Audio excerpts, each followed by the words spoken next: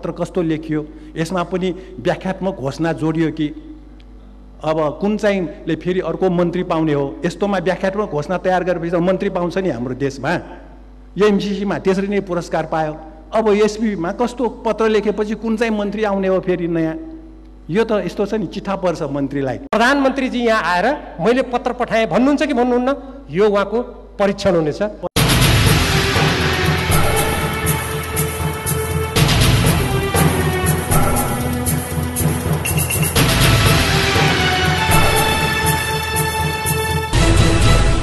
म यसको जवाब वन मन्त्रालय र नेपाल सरकारले राम्ररी दिनुपर्छ, अन्यथा यो सम्झौता लगेर समितिमा छलफल गर्नु पर्यो नि। कागजपत्र, यसका सहायक कागजपत्रहरू के हुन् त्यहाँ पेश हुनु पर्यो नि। अनि छलफल गर्ने बेलामा नगर्ने, अनि भोलि कुनै बेला यस्तो नहोस् कि नेपालले सामान्य विकास गर्नु पर्यो भने पनि तिमीले त यसको सदस्य भएको थियो, हुन त फिर्ता लिने पनि प्रावधान छ त्यहाँ, पछाडि त हटौँला। तर नेपालमा आजसम्म भएका सन्धि सम्झौताबाट नेपाल कुनै पनि राष्ट्रमाथि ठुलो आपत्ति विपत्ति, नेपालको स्वाधीनतालाई आँच आउने सम्झौताहरू पनि पछि हट्न सकेका छैन नेपाल, यो याद गरौँ। यो अरू संस्थाको जे स्थिति भएको छ हाम्रो देशमा, त्यो सरकार परिवर्तनसँगै थियो, व्यक्ति परिवर्तन हुने, योग्यताको कुनै अर्थ नहुने, यस्तै यसको पुनरावृत्ति होला जस्तो लाग्यो मलाई। त्यसकारण सैद्धान्तिक रूपमा देशको सामरिक राष्ट्रिय सुरक्षा हितका गम्भीर विषयमा नेपाल सरकारलाई सुझाव दिने हो भने हाम्रो प्रशासन यन्त्र र सुरक्षा निकायबाट त्यहाँ थायी रूपमा क्रियाशील र यो देशको राष्ट्रिय सुरक्षा सम्बन्धी जानकारी राख्ने विज्ञहरू त्यहाँ हुनुपर्छ। अन्यथा यो पनि एउटा अस्थायी र दुरुपयोग गर्ने संस्थाको रूपमा हुन सक्ने एउटा सम्भावना त्यो देखिएको छ। यो प्रसङ्ग किनभने धेरै संवेदनशील छ भने हालसालै राज्य सुरक्षा कार्यक्रम अमेरिकी जुन सामरिक दृष्टिकोणबाट हिन्द प्रशान्त रणनीतिको अङ्ग भएको त्यहाँ नेपाललाई प्रवेश गराउन खोजियो। अहिलेसम्म आजका मितिसम्म यत्रो संसद, नेपाली जनता, राजनीतिक दल, स्वयं माननीय मन्त्रीज्यूहरूले यसमा त सहभागी हुनु उचित हुँदैन भन्नुभएको छ। नेपाली सेनाका प्रधान सेनापतिले यो त हिन्द प्रशान्त रणनीतिको अङ्ग भएको देखेपछि हामीले यसमा सहभागी हुनु हुँदैन भन्ने कुरा बुझ्यौँ भनेर उहाँले अन्तर्राष्ट्रिय सम्बन्ध समितिमा भन्नुभएको छ। तर प्रधानमन्त्रीजी यसको बारेमा जवाब पनि दिनुहुन्न। मैले अहिले यहाँ उभिएर बोल्दाका समयसम्ममा नेपाल सरकारले अमेरिकालाई यस सम्बन्धमा कुनै पत्र पठाएको जानकारी छैन। यसमा माननीय मन्त्रीज्यूहरू जो यसको जवाब दिनुहोला, यसको ठोस जवाब चाहियो। पत्र पठाइयो कि पठाइएन? तब यस्ता खालका सामरिक सुरक्षाको दृष्टिकोणले हेर्ने संस्थाहरूले नेपाल सरकारलाई सल्लाह दिन्छन्, नेपाल सरकारका प्रधानमन्त्री मन्त्रीहरूले त्यो कुरा मान्छन्, नेपाल सरकारले त्यो कुरा मान्छ होला भनेर अलिकति झिनो आशा गर्ने ठाउँ रहन्छ। नभए यत्रो देशले कुरा उठाउँदा नमान्ने प्रधानमन्त्री र सरकारलाई कुनै नीति प्रतिष्ठान बनाएर त्यसले सुझाव देला अनि राष्ट्रिय हितमा त्यो सरकारले काम गर्ला, यस्ता सामरिक महत्त्वका विषयमा सरकार संवेदनशील होला भनेर विश्वास गर्ने आधार नै हुँदैन। र यसका यो जुन विधेयक छ, यो विधेयकका अरू दफावार छलफल गर्दाखेरि त त्यसमा हामी छलफल गरौँला। तर यसका जुन उद्देश्यहरू त्यहाँ उल्लेख भएको मैले पाएँ, यो नेपालमा आजसम्म हामीले राष्ट्रिय सुरक्षा परिषद पनि बनायौँ। त्यो राष्ट्रिय सुरक्षा परिषदमा सबै तहका सबै कर्मचारीहरूलाई, खास गरी सुरक्षा निकायका व्यक्तिहरू के भन्नुहुन्छ गुनासो गर्ने भने हामीलाई यो थन्क्याउने ठाउँ बनाइयो। त्यो राष्ट्रिय सुरक्षा परिषद छँदै थियो नि, अनि नीति प्रतिष्ठानले छुट्टै के सामरिक ल्याएर कुन चाहिँ खोतलेर झोलाबाट फुत्त के आश्चर्यको कुरा निकाल्ने हो र?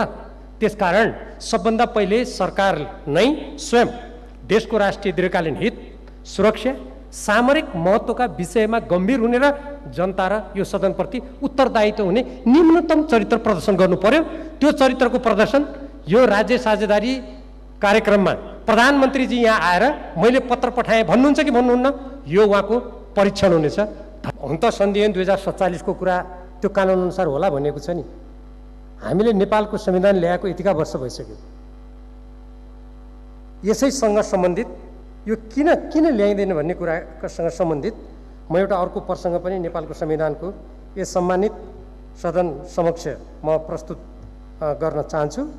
र यसरी हामीले एउटा प्रक्रियागत कुरालाई मिचेर हामी धमाधम अगाडि बढ्ने यस्तै गरिरहने हो भने यसले अनेक समस्या ल्याउँछ। किनभने नेपाल साँच्चीकै भन्ने हो भने 2007 सालदेखि अहिलेसम्म हेर्ने हो भने सन्धि सम्झौता पीडित मुलुकको रूपमा छ। नेपालले जुनसुकै सन्धि सम्झौता आओस्, जुनसुकै देशले ल्याओस्, आँखा चिम्लेर गर्ने, अनि पछि त्यसमा धेरै समस्याहरू आउने हामीले देखेका छौँ। अब नीति निर्देशक सिद्धान्तमा हाम्रो हेरौँ, त्यहाँ हामीले नेपालको यो संविधानको धारा 51मा हामीले 51को डमा हेरौँ, त्यसमा हामीले हाम्रो यो सन्धि सम्झौता गर्दाखेरि नेपालको राष्ट्रिय हितलाई सर्वोपरि राख्ने, असमान सन्धि सम्झौता पनि नगर्ने भनेको छौँ। र तर त्यसलाई केले समात्छ भने अघि जुन मैले संविधानको धारा 279 पढेँ त्यसले समात्छ। अनि के हामी यो यत्रो प्रतिनिधि सभामा उभिएर, संसदमा उभिएर जनताप्रति उत्तरदायी भएर सङ्घीय कानुन नल्याई अनि खुरुखुरु सन्धि सम्झौताहरू गर्ने के यो सुहाउँछ? नेपाल सरकारले यसमा सोचेको छ? त्यसकारण पहिलो कुरा म यो प्रक्रियागत कुरातिर गम्भीर ध्यान आकर्षित गराएँ। अब जहाँसम्म यो सम्झौताको, यो प्रस्तुत सम्झौताको प्रसङ्ग छ, हामीले यस प्रसङ्गमा मैले त्यो पढेँ, त्यो पढ्दाखेरि त्यहाँ एउटा मैले प्रावधान देखेँ। त्यहाँ के लेखिएको छ भने यसका शर्तहरू सम्बन्धित सदस्य हुने देशले मान्नुपर्नेछ। शर्त के हो? हुन त वन मन्त्रालयमा त्यसको अरू पछाडि त्यसका सहयोगी, त्यसलाई पुष्टि गर्ने कागजपत्र होलान्। त्यो कागजपत्रहरू भए पो हामी भन्न सक्छौँ त। अघि यहाँ भर्खरै पूर्ववक्ता मान्यजीले धेरै राम्रो कुरा गर्नुभएको छ दुवैजना। एउटा म सिधै हाल्छु सहमत हुँदै, अलिकति समय 1 मिनट पाउँ। त्यसमा एउटा त हामीले आफ्नै देशभित्र हाम्रो वन जङ्गल सुरक्षा गर्ने, पर्यावरण सुरक्षा गर्ने हाम्रा आफ्ना राष्ट्रिय कानुन आदि त्यसलाई कति प्रभावकारी रूपमा गरेका छौँ, हामी कति ती मिचिराखेका छौँ, त्यो कुरा गम्भीर नै छ। एकदमै हामीले सोच्नुपर्ने एउटा कुरा त्यो छ। दोस्रो कुरा, विकसित मुलुक, यसको कोरियामा प्रधान कार्यालय छ। कोरिया कसरी विकसित भयो त? दक्षिण कोरिया आज त्यहाँ यो हरित वातावरण कायम गर्ने अनि त्यो गर्ने के भइरहेको छ त? अहिले विकसित मुलुकहरूले आफूले गरिसके कतिपय कुराहरू आफू त परमाणविक असर ससर पनि बनाउँदैछन्, अनि अरू देशले बनाउने कुरामा चाहिँ रोक लगाउने कतै मलाई यो थाहा छैन, किनभने कागजपत्र नहेरेर यत्तिकै भन्नु पनि भएन, आशंका गर्नु पनि भएन। तर वन मन्त्रालयले यसको पछाडिका शर्तहरू सम्बन्धित देशले मान्नुपर्ने छ भने जुन छ, त्यसमा कतै भोलि हामीले सामान्य उद्योग धन्दा गर्ने कुरामा नियन्त्रण त हुने होइन। म यसको जवाब वन मन्त्रालय र नेपाल सरकारले राम्ररी दिनुपर्छ, अन्यथा यो सम्झौता लगेर समितिमा छलफल गर्नु पर्यो नि। कागजपत्र, यसका सहायक कागजपत्रहरू के हुन् त्यहाँ पेश हुनु पर्यो नि। अनि छलफल गर्ने बेलामा नगर्ने, अनि भोलि कुनै बेला यस्तो नहोस् कि नेपालले सामान्य विकास गर्नु पर्यो भने पनि तिमीले त यसको सदस्य भएको थियो, हुन त फिर्ता लिने पनि प्रावधान छ त्यहाँ, पछाडि त हटौँला। तर नेपालमा आजसम्म भएका सन्धि सम्झौताबाट नेपाल कुनै पनि राष्ट्रमाथि ठुलो आपत्ति विपत्ति, नेपालको स्वाधीनतालाई आँच आउने सम्झौताहरू पनि पछि हट्न सकेका छैन नेपाल। यो याद गरौँ। अहिलेसम्म सबभन्दा पछिल्लो उदाहरण दिने हो भने अमेरिकी राज्य साझेदारी जुन कार्यक्रम छ त्यसको चिठी अहिलेसम्म नेपाल सरकारले पठाएको छैन। यत्रो देशको विरोध भयो। माननीय गृहमन्त्रीजीलाई म यहीँ देख्दैछु, हामी त्यहाँ हुनु भनेर मन्त्रीजीको मुखारबिन्दबाट सुनेका छौँ, तर नेपाल सरकार पत्र पठाउँदैन। यो पीडाबाट त हामी पीडित छौँ नि। त्यसकारण यो पक्षतर्फ नेपाल सरकारको गम्भीर ध्यान जाओस्, अन्यथा हराभरा पार्ने, विकास गर्दा उद्योग धन्दा खोल्दा हामी पर्यावरण पनि कायम गरेर जाने कुरा त कसले नमान्ला र? हाम्रो संविधानमै छ, हामीले नमान्ने कुरा भएन। तर यस्ता सन्धि सम्झौता गर्दा हतार हतार ल्याउने, सम्बन्धित समितिमा छलफल नहुने, सम्बन्धित ठाउँमा बहस नहुने, पछि गएर लाजा भन्ने स्थिति यसमा पनि नहोस्। नीति तथा कार्यक्रम सरकारको हामीले अस्ति हेऱ्यौँ, बुदान नम्बर 123मा सार्वजनिक नीतिको समग्र विश्लेषणका लागि राष्ट्रिय योजना आयोगमा नीति प्रयोगशाला स्थापना गरिने भनेर लेखिएको छ। यो विधेयक आउनु अघि नै नीति अनुसन्धान प्रतिष्ठान विकास समिति गठन आदेश 2075 अनुसार सिंहदरबारभित्र कार्यालय कार्यरत छ र दुवै प्रधानमन्त्री अन्तर्गत नै हुन् र प्रधानमन्त्रीज्यूबाट यहाँ स्पष्ट हुनु जरुरी छ। नीति कार्यक्रम अनुसार राष्ट्रिय योजना आयोगमा नीति प्रयोगशाला स्थापना गर्ने हो कि यो विधेयक अनुसार नीति अध्ययन अनुसन्धान प्रतिष्ठान स्थापना गर्ने हो? यो कुरो नटुङ्गिकन यो बैठक अगाडि बढाउनु उचित हुँदैन। प्रधानमन्त्रीजीले पहिला यो दुईटामा कुन बाटो रोज्ने हो त्यो स्पष्ट हुनु पर्यो। र राष्ट्रिय योजना आयोगले काम गर्न नसक्दा बजेटका योजना सबै मन्त्रालयमै बनिरहेको धेरै वर्ष हो। योजना आयोग त नाम मात्र छ, बजेट त मन्त्रीजीले बनाइहाल्छन् नि, होइन? अहिलेसम्म हाम्रो त्यही भइरहेको छ। नीति प्रयोगशाला बनाउन दिएर फेरि राष्ट्रिय योजना आयोगले काम गर्न सक्ने हो कि होइन? अब यो विभिन्न देशको यसको उदाहरण पनि हामीले सुन्यौँ र यहाँ नेपाल जस्तो भूगोल र जनसङ्ख्यासँग मिल्ने देशको उदाहरण हामीले हेरेनौँ कि, जस्तो प्रजाको कोरिया, क्युबा, त्यहाँको नीति अध्ययन अनुसन्धान कस्तो छ, जसले त्यो देशलाई आत्मनिर्भर बनायो र त्यो देशले अरू देशलाई एकदम सङ्कटको बेलामा पनि सहयोग गर्न सक्ने बनायो। हाम्रो देश त माग्दै माग्दै कति बस्ने, कुन देशको नमुना हामीले हेर्ने? खोइ सरकारलाई यो कहिले चेताउने हो। र विधेयकमा नेपालको आर्थिक, सामाजिक, सामरिक, कूटनीतिक, परराष्ट्र सबै कुरो अध्ययन गर्ने कुराहरू उल्लेख छ। यो राम्रो हो। तर नेपाल कूटनीति, परराष्ट्र नीतिमा असफल, आर्थिक कूटनीतिमा त गए गुज्रेको देश, रेमिटेन्स नआए, आर्थिक अनुदान कुनै देशले नपठाए, कुनै देशले ऋण नदिए, यो देश कति दिन चल्छ? त्यसकारण कुनै सफल छैन। राजदूतहरू, प्रधानमन्त्री र परराष्ट्र मन्त्रीका नातेदार हुन्छन् हाम्रो देशमा, योग्यताको काम छैन। पार्टीका केही अवकाश प्राप्त कार्यकर्ताहरू राजदूत हुन्छ। यस्तो जनताको गुनासो यो पुरानो हो। त्यसकारण यो विषय अलिकति स्पष्टसँग यहाँ आउनु पर्यो। र यो सामरिक विषय यहाँ उठिसकेको छ। अन्तर्राष्ट्रिय सम्बन्धको विषयमा एमसीसी सम्झौतालाई यो नीति अध्ययन अनुसन्धान परिषदमा, संस्थानमा पठाउनुपर्छ। कार्यान्वयन गर्न हतार गर्नु हुँदैन। किन भन्दाखेरि व्याख्यात्मक घोषणा त रद्दीको टोकरीमा गइसकेको छ। त्यसकारण यो काम दिनुपर्छ।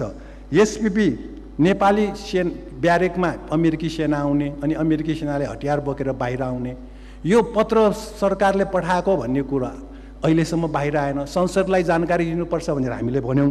त्यसकारण यो पत्र पनि संसदमा आउनु पर्यो। र अस्ति सरकारले स्थगित गर्ने मात्र निर्णय गरेर एसपीपी, स्थगित होइन खारेज गर्ने भनेर आउनु पर्यो। त्यसकारण पत्र कस्तो लेखियो, यसमा पनि व्याख्यात्मक घोषणा जोडियो कि अब कुन चाहिँले फेरि अर्को मन्त्री पाउने हो। यस्तोमा व्याख्यात्मक घोषणा तयार गरेपछि मन्त्री पाउँछ नि हाम्रो देशमा। एमसीसीमा त्यसरी नै पुरस्कार पायो। अब एसपीमा कस्तो पत्र लेखेपछि कुन चाहिँ मन्त्री आउने हो फेरि नयाँ? यो त यस्तो छ नि, चिठा पर्छ मन्त्रीलाई। त्यसकारण यस्तो विषयहरू सबै स्पष्टसँग आउनुपर्छ। सभामुख महोदय, धन्यवाद महोदय। यो विश्वव्यापी हरित वृद्धि संस्था ग्लोबल ग्रीन ग्रोथ इन्स्टिच्युट 2010 जुन 16 दक्षिण कोरिया हेडक्वार्टर हुने गरी स्थापना भएको रहेछ। र यसको सदस्यता खुल्ला 2012 जुन 20बाट भएको भनेर लेखिएको छ।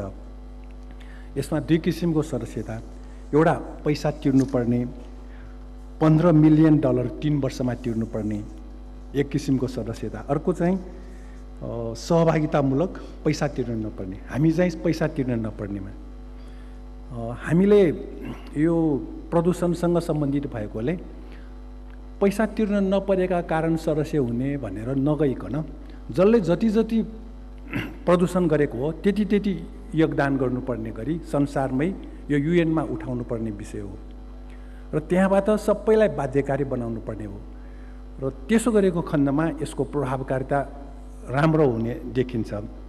अहिले हामी यहाँ लेखिएकै छ पैसा तिर्न नपर्ने, आर्थिक दायित्व नपर्ने भएकोले सदस्य हुने। अब आर्थिक दायित्व कसैले दियो भन्दैमा बिख पनि खाने, कतै जाँदाखेरि पैसा तिर्न नपाए भने बिखमै हाम फाल्ने, त्यस्तो किन गर्ने? हामीले हाम्रो आफ्नै केही हुनु पर्यो नि प्रस्ताव। जसले जति प्रदूषण गरेको त्यो अनुसार सबैले योगदान गर्नुपर्छ। नेपालले त्यस्तो केही प्रदूषण गरेको छ भने त्यही अनुसार हामी पनि योगदान गरौँ। संसार यो पृथ्वीको रक्षाको निम्ति हो। यो प्रदूषण घटाउने भनेकै हामीले पृथ्वीको अस्तित्वको लागि हो। पृथ्वी सीमित छ, यसको क्षमता सीमित छ, प्रदूषणको कारण मानवीय सङ्कट आउँछ, सबै कुरा हामीलाई थाहा छ। त्यसकारण हामीले किन योगदान नगर्ने? यदि हामीले कमजोरी गरेको हो भने, हामीले कमजोरी नै गरेका छैनौँ भने युएनमा भन्नु पर्यो नि हामीलाई यस्तो सितैको सदस्य चाहिँदैन, जसले प्रदूषण निकालेको त्यसले चाहिँ सजाय भोग्नुपर्छ भनेर यस्तो आवाज हामी राखौँ। र ग्लासगोमा यो जलवायु परिवर्तनको बैठक हुँदा त त्यहाँका जनताले सडकमा पुँजीवादले पृथ्वीको हत्या गर्दैछ भनेर साइनबोर्डै लेखा हो नि, प्ले कार्ड बोकेर जुलुसै गरेको हो। हामी पनि त्यही गरौँ। कसले यो प्रदूषण ल्यायो? ती देशहरूलाई, तिमीहरूले पृथ्वीलाई हत्या गर्दैछन् भनेर भनौँ। तिमीहरूले पृथ्वीको हत्या गर्दैछौ भनेर हामीले उठाउँ। यो कुरा यसरी अगाडि बढाउँदा सजिलो होला। र 193वटा देशमा अब केही गरिब देशहरू पैसा बिनाको सदस्य, केहीले चाहिँ पैसा तिरेर सदस्य हुने भनेर यहाँ लेखा छ। युरोपको अधिकांश देश यसमा सदस्य छैन, अमेरिका सदस्य छैन। त्यसकारण यसले जुन लक्ष्य लिएको हो मानव जातिको भविष्यको लागि भन्ने कुरो एकदमै राम्रो हो। यो गर्न सके र यो इनिसिएसन राम्रो हो। तर हाम्रो काठमाडौँकै हामीले बडो आफ्नो देशको विचार गरौँ। हाम्रो काठमाडौँ प्रदूषणले गर्दा हामीलाई गाह्रो भइरहेका छ। यहाँका मान्छेहरू अब आधाभन्दा बढीको फोक्सोको रोगी यो काठमाडौँवासीको हुने दिन आउँदैछ, त्यो टाढा छैन। यति प्रदूषण छ यहाँ ग्रिनरी पुग्दैन। मान्छे 1 करोड 1.5 करोड बस्ने, खोइ हरियाली खोइ यहाँ कुनै एउटा खुल्ला ठाउँ छैन। त्यसकारण प्रधानमन्त्री र वनमन्त्रीजीहरूले यहाँ चाहिँ यस विषय बोल्न दिनु जरुरी छ के। अब यो 77 सालकै रहेछ फेरि गभर्मेन्टको निर्णय त। अब त्यस बेलाको वनमन्त्री को हुनुहुन्छ, उहाँले पनि यो यस कारण भनेर भन्नुभए हुन्थ्यो कि अहिलेको वनमन्त्रीजीले त पहिलेको मात्र अगुवाई गर्नुभयो जस्तो। यो स्ट्राटेजिक आउटकम टार्गेट नेपाल सरकारले अगाडि सारेको छ। विशेष गरी मैले यहाँ के भन्न चाहन्छु भने विश्वका चाहिँ अधिकांश मुलुकहरूमा एउटा चाहिँ टोल एउटा ग्रिनरी एरियाको व्यवस्था गरिएको हुन्छ। किनभने चाहिँ वातावरणलाई पर्यावरणलाई चाहिँ चुस्त दुरुस्त राख्नको लागि त्यो व्यवस्था छ। यहाँ हाम्रो नजिकै छिमेकी देश चीनले चाहिँ त्यो नीति अवलम्बन गरेको छ। 2-3 पटक जाँदाखेरि मैले त्यो पनि देख्ने मौका पाएको थिएँ। अर्को कुरा के छ भने चाहिँ हाम्रो चाहिँ मुलुकको टिम्बरहरू खतम हुन आएको छ। टिम्बर बचेन भने नन टिम्बर बन्न सक्दैन। टिम्बरलाई चाहिँ यसलाई कन्जर्भेसन गर्नु पर्यो। टिम्बर नन टिम्बरलाई त्यसबाट चाहिँ इकोसिस्टमको सुरुवात हुन्छ र फेरि चाहिँ त्यो मलिलो माटो हुन्छ, फेरि अरू विभिन्न किसिमको वनस्पति प्रजातिहरू चाहिँ उत्पादन हुन्छ। त्यसबाट चाहिँ पर्यावरणलाई चाहिँ फाइदा पुग्छ। मेरो सुझाव छ। धन्यवाद। हेर्दाखेरि निश्चित रूपले वातावरण चाहिँ वायु प्रदूषण, वातावरण ह्रास हुँदै गइरहेको छ र कार्बन डाइअक्साइडको बढ्दो उत्पादनले गर्दाखेरि विश्वको वातावरण बिथुलिएको छ र त्यसले गर्दाखेरि वातावरणको रक्षा गर्नुपर्ने, संरक्षण गर्नुपर्ने आवश्यकता निश्चय पनि छ। त्यसको लागि यो संयन्त्र अथवा यो सम्झौता कति सक्षम हुन सक्छ, कति प्रभावकारी हुन सक्छ, कति कामकाजी हुन सक्छ भन्ने कोणबाट हेर्ने हो भन्ने लाग्छ। यसरी हेर्दाखेरि वातावरणको समस्या, वातावरण प्रदूषणको समस्या विश्वमा कसरी पैदा भयो त भन्दाखेरि चाहिँ जब विश्वमा पुँजीवादको विकास भयो, व्यक्तिगत मुनाफाको लागि अकुत सम्पत्ति आर्जन गर्ने क्रममा अनियन्त्रित ढङ्गले असीमित रूपमा चाहिँ तपाईँको कल कारखानाहरू खोल्ने र चाहिँ र त्यस प्रकारका वायु प्रदूषणहरू अथवा कार्बन डाइअक्साइड उत्पादनदेखि लिएर वायु प्रदूषणहरू बढ्दै जाने प्रक्रियाको क्रममा नै यो समस्या पैदा भएको अवस्था हो। यो वातावरण चाहिँ बिग्रिनुको पछाडिको मेजर कारण चाहिँ के हो त भन्दाखेरि चाहिँ अनियन्त्रित ढङ्गले चाहिँ उत्पादन भएको कार्बन डाइअक्साइड उत्पादन अथवा औद्योगिक क्षेत्रहरूको चाहिँ अव्यवस्थित ढङ्गले औद्योगिक क्षेत्रहरूको सञ्चालन, त्यसबाट हुने धुवाँ प्रदूषण लगायतका पक्षहरूले गर्दाखेरि चाहिँ वातावरण क्षति हुँदै गएको अवस्था हो। त्यस कारणले गर्दाखेरि त्यस प्रकारको वातावरण क्षति हुनको पछाडिको मेजर कारणहरूमा चाहिँ मुख्यतः चाहिँ औद्योगिक राष्ट्रहरू चाहिँ विकसित भनेर भनिएका, पहिलो भनेर भनिएका औद्योगिक राष्ट्रहरू G7 पनि भनिन्छ अथवा G20 पनि भनिन्छ, औद्योगिक राष्ट्रहरूकै मुख्यतः जवाबदेही उहाँहरूको छ। उहाँहरूको आफ्नो अव्यवस्थित खालको चाहिँ वातावरण सम्बन्धी दृष्टिकोणको कारणले गर्दाखेरि, समस्याको कारणले गर्दाखेरि, पुँजीवादी चिन्तन र प्रवृत्तिको कारणले गर्दाखेरि नै यो समस्या पैदा भएको हो। त्यस कारणले गर्दाखेरि यो समस्या प्रतिको जवाबदेहिता साना मुलुकहरू होइन, हामी जस्ता तेस्रो विश्वका मुलुकहरू होइन, त्यसको जवाबदेहिता तिनै औद्योगिक राष्ट्रहरूले दिनुपर्ने विषय हो भन्ने लाग्छ। उनीहरूले यो व्यवस्थापनमा पहल गर्नुपर्ने विषय हो भन्ने लाग्छ। उनीहरूले यो व्यवस्थापनको लागि चाहिँ के अरे तपाईँको त्यो खालको चाहिँ विश्वव्यापी रूपमा एउटा अभियान चलाउनु पर्ने हो भन्ने लाग्छ। तर अहिले जुन संस्था निर्माणको कुरा उठिरहेको छ, यो संस्था मलाई लाग्छ G7 भएका G8 के अरे यो मतलब औद्योगिक राष्ट्रहरूमा भएका मुलुकमा एउटा ब्रिटेन बाहेक अरू कुनै पनि देखिँदैन। साना मुलुकहरूबाट सुरु गरेको देखिन्छ। साना मुलुकहरूले इनिसिएसन लिएर चाहिँ यस प्रकारको संस्था बनाएर यो समस्या हल हुन सक्छ? यो असम्भव। त्यस कारणले गर्दाखेरि चाहिँ जहाँ समस्या छ त्यहाँ केन्द्रित छैन हैन। समस्या नरहेका मुलुकहरूको बिचमा बनाएर कसरी सम्भव हुन सक्छ? पहिलो कुरा त्यो। त्यस कारणले गर्दाखेरि पनि यो कामयाबी देखिँदैन, चाहिँ यो संयन्त्र कामयाबी देखिँदैन। पहिलो कुरा त्यो। दोस्रो कुरा के हो त भन्दाखेरि चाहिँ वनमाथिको चाहिँ नियन्त्रण गर्ने अथवा वन वातावरण संरक्षणको दायित्व र जिम्मेवारी हरेक मुलुकहरूको हो। उसको सार्वभौम अधिकारको कुरा पनि हो। वन सम्पदाको प्रयोग गर्ने, त्यसको संरक्षण गर्ने, विकास गर्ने सबै कुरा चाहिँ नेपालको सन्दर्भमा आफ्नै नेपालको संविधानले वन सम्पदामाथिको सार्वभौम अधिकार नेपालीहरूमा निहित छ।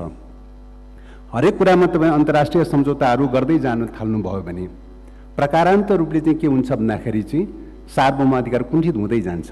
उदाहरणको लागि यसको चाहिँ सदस्य सम्बन्धी प्रावधानमा जुन खालका शर्तहरू राखेका चाहिँ छन्, सदस्य सम्बन्धी प्रावधानको शर्तमा जाँदाखेरि त आखिरमा कतिपय कुराहरूभन्दा नियन्त्रित हुँदै जान्छ, उनीहरूको नियन्त्रण हुँदै जान्छ। अब यहाँ वनस्पति विभिन्न प्रकारका प्रजातिका चाहिँ वन सम्पदाहरू प्रयोग गर्नुपर्ने स्थिति आउन सक्ला, संरक्षण गर्नु पर्ला, विकास गर्नु पर्ला, उसको यो मापदण्ड मिलेन, त्यो मापदण्ड मिलेन, अथवा चाहिँ वनको संरक्षण सम्बन्धी, प्रयोग सम्बन्धी, उपयोग सम्बन्धी आदि विविध विषयहरू आउन सक्छ। त्यसमा त नेपालको आफ्नो वन नीतिकै आधारमा संरक्षण गर्ने हो, परिचालन गर्ने हो। चाहिँ सबै कुरामा चाहिँ अन्तर्राष्ट्रिय नियम कानुनको आधारमा अथवा सम्झौताको आधारमा त्यसले नियन्त्रण गर्दै लैजाने प्रक्रियाबाट जान थाल्यो भने के हुन्छ त भन्दा हाम्रो सार्वभौम अधिकार कुण्ठित हुन्छ कि हुँदैन त भनेर सोच्नुपर्ने हुन्छ। त्यस कारणले गर्दाखेरि चाहिँ अहिलेसम्मको चाहिँ सन्दर्भमा हेर्दाखेरि जति पनि अन्तर्राष्ट्रिय सन्धि सम्झौताहरू भएका छन्, हाम्रा जस्ता साना मुलुकहरूले कम फाइदा प्राप्त भएको छ, कम लाभ प्राप्त भएको चाहिँ छ। ठुला मुलुकहरूले बढी लाभ प्राप्त गरेका चाहिँ छन्। र त्यस कारणले गर्दाखेरि चाहिँ यस प्रकारका सम्झौताहरू गर्दाखेरि, यस प्रकारका मेम्बरसिपहरू लिँदाखेरि चाहिँ गम्भीरतापूर्वक विचार गर्नुपर्छ। विचार गरेर मात्रै सदस्य बन्ने प्रक्रियामा जानुपर्छ।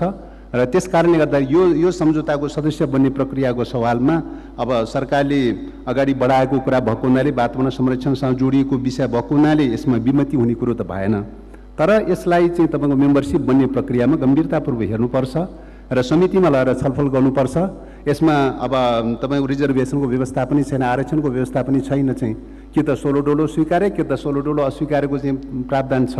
र एउटा चाहिँ तपाईँको यस्तो संस्थाको चाहिँ एउटा मेम्बरसिप बन्नका लागि चाहिँ तपाईँको चाहिँ सन्धि ऐनको चाहिँ तपाईँको 43 को चाहिँ दुहाई दिएर चाहिँ जो ल्याइरहेको चाहिँ छ, त्यो कति आवश्यक हो भन्ने पनि हो। सन्धि ऐनको स्पिरिट त यो हो, जस्तो यस्तो खालको अन्तर सरकारी संस्थाहरूमा सदस्य बन्ने कि नबन्ने खालको चाहिँ हो होइन भन्ने कुरा एउटा अलिकति बहसको विषय पनि छ, विवादको विषय पनि छ भन्ने लाग्छ।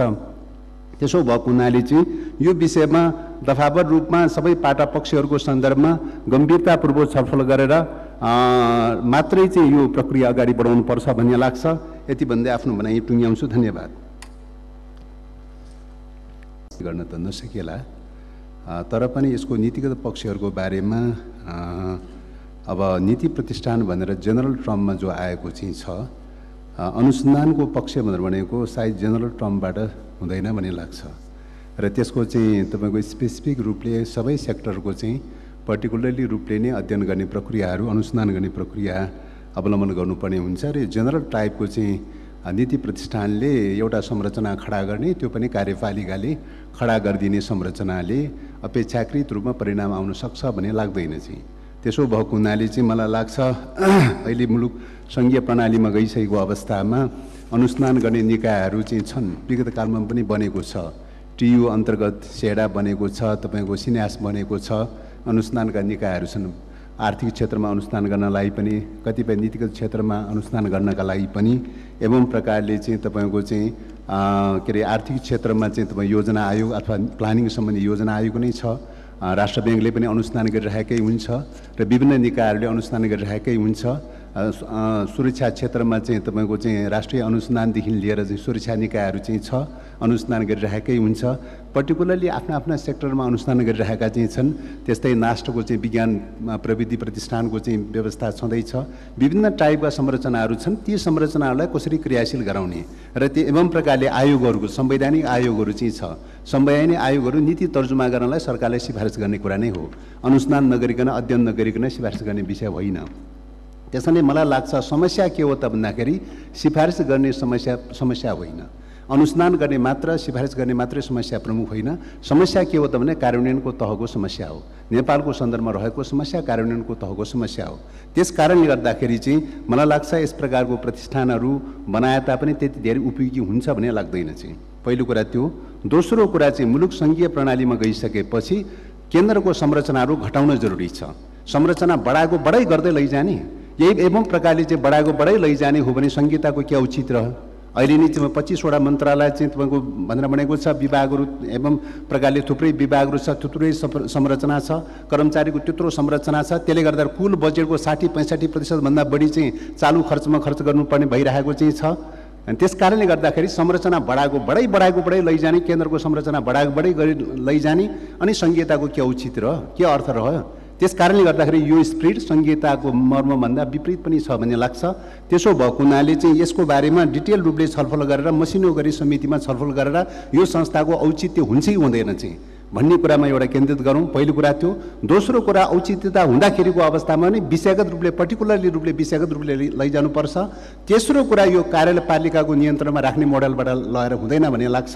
त्यसैले यी विषयहरूको बारेमा, नीतिगत विषयहरूको बारेमा समितिमा गएर अलिकति डिटेल रूपले दफा छलफल गरेर मात्रै टुङ्गो लगाउनुपर्छ भन्ने लाग्छ। धन्यवाद। वातावरणलाई ध्वस्त बनाएर ग्लोबल वार्मिङको यो चरणमा चाहिँ मानवतामाथि नै एउटा खालको सङ्कट चाहिँ थोपरेर आफू विकसित बनेर बसेका छन् र उनीहरूले के भन्छन् भने अब चाहिँ ल अब खत्तम हुन्छ, इकोलोजी खत्तम हुन्छ, ग्लोबल वार्मिङले हाम्रो एक्जिस्टेन्समाथि प्रश्न उठ्छ, त्यही कारणले तिमीहरूले विकास गर्दा ग्रिन ढङ्गले मात्रै गर, CO2लाई घटाउनुपर्छ, तेरो जङ्गल बढाउनुपर्छ भन्ने ढङ्गले जसरी उहाँहरू आइराख्नु भएको छ, यसमा चाहिँ कहीँ कहीँ हामी डेभलपिङ वर्ल्डले चाहिँ हामीमाथि अन्याय भइरहेको छ कि भन्ने ढङ्गले बुझ्नुपर्छ। जस्तो अहिले चाहिँ तपाईँको ग्लोबल वार्मिङमा CO2को कन्ट्रिब्युसन सबैभन्दा बढी युएसएको छ, अमेरिकाको, दोस्रो चाइनाको, तेस्रो रसिया र चौथो जर्मन छ।